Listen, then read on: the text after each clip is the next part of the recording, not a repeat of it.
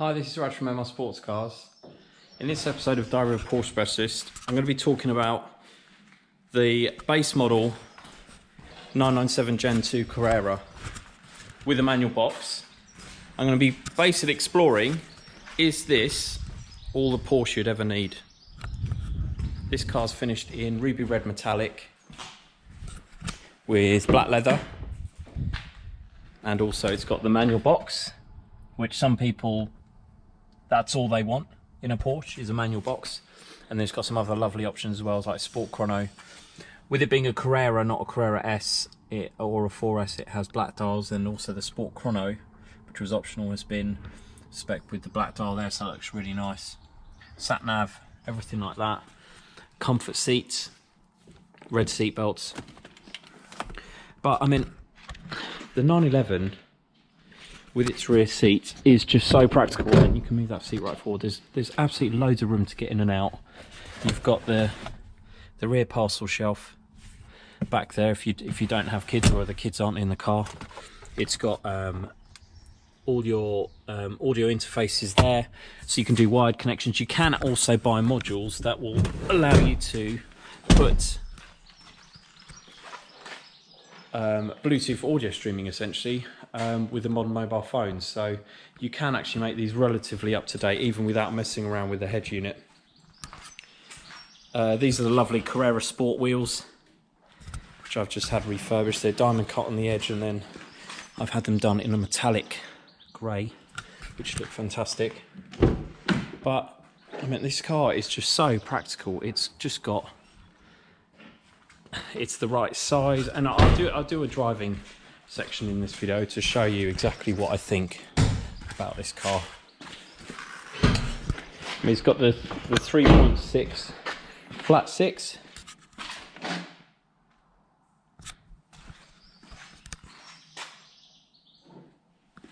which produces 340 horsepower, and it will accelerate to 60 in around 4.7, 4.8, which is plenty fast enough for the UK, I think. And the front boot is just so practical as well. With it being just a Carrera, it's just got two-wheel drive, so that front boot is a bit bigger. So yeah, I'll show you exactly what I think of how it drives, so stay tuned. So this car is a 2009 997 Gen 2 Porsche 911. It's a Carrera, it's a coupe in ruby red metallic, as you saw from the outside video I just did of walking around the car. It's got the 3.6 flat six, it's the DFI, so direct fuel injection, which eradicated all of the issues that were prevalent in 997 Gen 1, so bore scoring, IMS bearing issues, and also the RMS leaks as well. All of that stuff was engineered out essentially when they completely redesigned the flat six engine that sits in this car. They also made it more economical, so it's cheaper to tax. Now, I think, I mean, I haven't sold many manuals of this era. I actually got put off because so many people would call me and say, oh, if only it was a PDK, because then my wife and everything and my partner can use it, I can have friends drive it and not feel intimidated by the manual box. So I kind of stopped selling them, and I got offered this one from a lovely chap nearby who was thinking of selling it. He didn't want the hassle of selling it privately, so he messaged me and said, can I bring it down to you to have a look at? So had a look at it, really lovely, got every invoice from you, as well as a stamp service book and a lovely certificate of authenticity from Porsche as well. And I drove it and I've just fallen in love. 340 horsepower, it will do 60 in just under 5 seconds, so 4.8, 4.7 thereabouts with the manual box. It's everything you'd need performance-wise, but also it just feels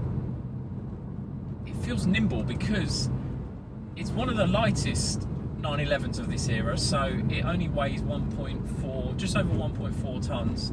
The heaviest derivatives weigh up to just under 1.6, so 1.1565 or 1570, that or thereabouts. It all depends on spec though. This one is quite simply spec'd, but with some nice sports options like the Sport Chrono. It's got the red belts, embossed headrest, but it's got the comfort seats, which people say they're comfort seats, but actually they give you lots of lateral support as well. They've got these big bolsters here, so actually I prefer these. If you want to get in the back, if you've got kids and stuff, they're so much easier to get round. They can move forward as well. I've got them on their lowest setting, so you feel definitely a part of the car. They're definitely not the inferior to the sport seats, in my opinion, the hardback sport seats. Now this car is just such a brilliant drive. It's simple. There's no distractions from the experience of driving this car, of how it handles. The steering, a lot of people love these cars also because there's sort of the sweet spot in technology terms. So they have things like Bluetooth phone connectivity. They have touchscreen sat-nav system, which can be updated with full postcode recognition. You can also upgrade with a device on Amazon. If it's got the auxiliary universal audio interface, which has all the wired connections here, you can upgrade that so that it has audio streaming. So again, you can bring all of the technology that you might need if you were using this every day, or even on a long road trip, to this sort of simple mechanical Porsche 911. So when I say that, I mean it has a manual gearbox. Yes, it has traction control, but it doesn't interfere too much. These cars have so much grip, it just doesn't ever really flash up unless you're really sort of taking the mick a little bit and trying to incite it into an oversteer moment. It has, crucially, the hydraulic steering, which some people say is the only way you get feel. Now, I love electric assisted steering cars like the 991s, 981s, Cayman's Boxers, 911s, but there is that just little bit more depth of feel, I'd call it, with the hydraulic steering cars. So this car in particular, with its 19-inch wheels, so it's got the slightly bigger wheels that the 18s would have been standard on this Carrera. With the 19s, it's got Michelin Pilot Sport 4S's. The feel is just sublime. It doesn't crash and bang over bumps. You feel every part. It hasn't got PASM either, so it's 10mm higher than a car with Porsche Active Suspension Management. And the non-PASM cars, actually, I like how they handle, because the suspension ride is set sort of midway between the comfort setting of PASM and the harsh setting of PASM. The harsh setting of PASM, I think, is too harsh for UK roads, so most people just run it in comfort. And if you're going to do that, you might as well get a car without PASM, because this has that little bit more firm ride than PASM in comfort mode, but still has that feel. And also, having that 10mm extra travel in the suspension, actually, I think doesn't do it any harm. I think it actually feels better over our bumpy roads in the UK. I mean, if you live in somewhere where you've got super smooth roads, then yeah, get PASM, run it in full stiff mode all the time, and I'm sure you'll be very happy. But here, I mean, look, I'm driving over a road with speed bumps. It's not uncomfortable in this car. It doesn't make you sort of wince as you go over bumps. So it's just brilliant. I showed you the boot space. There's plenty of practicality, even in the back as well. You can fold down the seats. And these are essentially getting, in terms of stress-free motoring, there's less to go wrong on these smaller engines, sort of non-complicated 997 Gen 2s. As I said, they engineered all of the sort of main issues that people were worried about with 997 Gen 1, 911s. These sort of 2009 to 2012, some were produced in 2008, so if there is a 2008 that says it's Gen 2, obviously do check it is a Gen 2, but there are a few that I've sold a manual one with carbon brakes, which was a 997 Gen 2, but it was 2008. These cars are, for me, just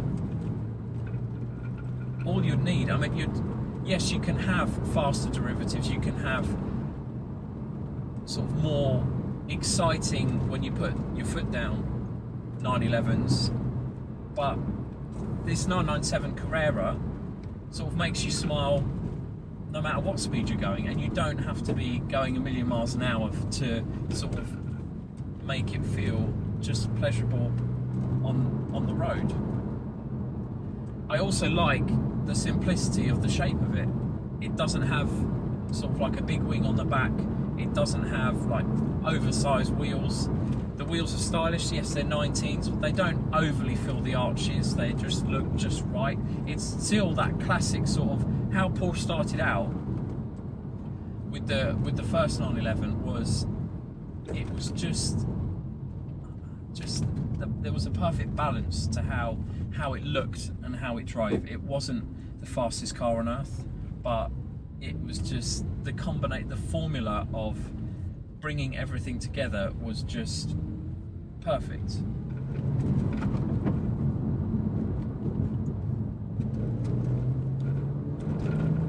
This car doesn't even have sports exhaust, but it still sounds brilliant. It has the sports exhaust tailpipes, which were spec from the factory as well, but it doesn't actually need the sports exhaust for you to hear the engine. Just don't turn the stereo on, basically. It doesn't have BOSE, so it doesn't have the extra couple of speakers, but Sound Package Plus, which is also amplified, is a great sound system. What you should really be listening to is the engine, in my opinion, and sort of focusing on how you drive. Yes, it's nice to have music in the car, obviously, but for me this is a great combination of 911. As I said, it goes back to the simplicity in some ways of the original 911s of the 60s. Just enough of everything. So the brakes weren't oversized, and the brakes aren't oversized on this. This has got the smaller brake setup, but they're still drilled and vented. They're just slightly smaller than the Carrera S model brakes. So yeah, in summary, I think if you're thinking about getting a 911, don't get too carried away with getting sort of like the highest model designation, the highest spec. Just find one that you think is nice, go for a drive in it and see what you think. But what you may actually find when you go to test drive one is that having a simpler, more sort of like simply elegant car might be more satisfying to own and to drive, because you know it's not over the top. It's just a 911. It's not being too shouty. This engine just sings. It's so beautiful. With the manual box, yes, it's not as efficient as a PDK in most drivers' hands, but it's definitely more involving because you can be in any gear you want at any time. Obviously, don't get the wrong gear, because then you have over revs logged on the ECU, but you can heel and tow, which is very satisfying if you know how to do that.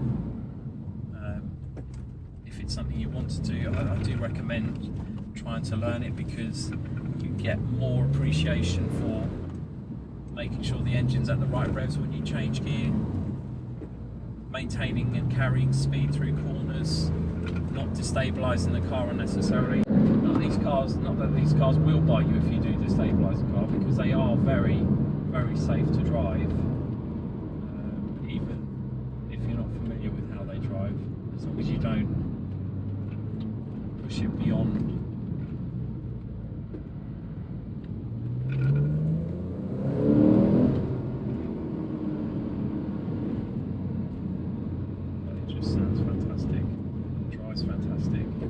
Just had a major service, so it's all set for the next 2 years, and the next owner is going to be very happy with owning a car like this, I'm sure. Now, with this being such a lovely colour, I thought I should bring it outside so you can actually see it in its true beauty rather than just in the unit. Now, as I said, I think this is basically all that Porsche should ever need. Just the 997 Gen 2 for me is the perfect combination of tech and styling. So it still has that iconic side profile of the earlier cars.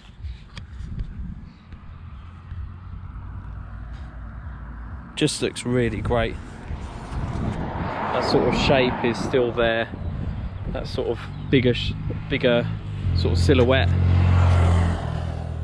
The arches and the round headlights as well, they really do complete the sort of classic 911 shape.